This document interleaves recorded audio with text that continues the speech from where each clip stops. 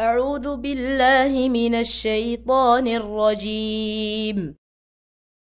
واتل عليهم نبأ بني آدم بالحق إذ قربا قربانا فتقبل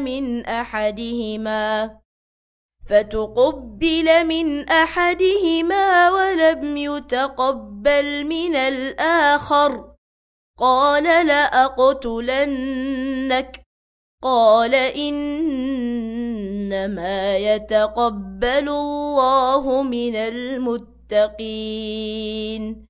لئن بسطت إلي يدك لتقتلني ما أنا بباسط يدي إليك لأقتلك إني أخاف الله رب العالمين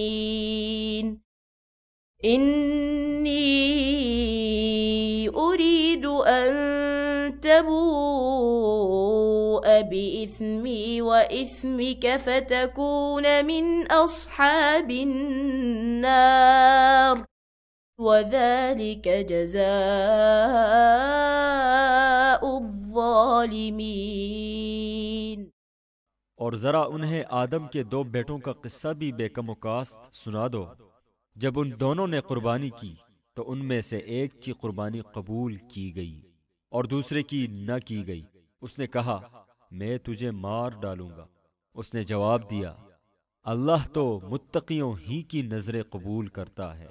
अगर तू मुझे कत्ल करने के लिए हाथ उठाएगा तो मैं तुझे कत्ल करने के लिए हाथ ना उठाऊंगा।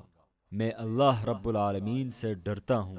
मैं चाहता हूँ कि मेरा और अपना गुनाह तू ही समेट ले और दोज़खी बनकर रहे। जालिमों के जुल्म का यही ठीक बदला है।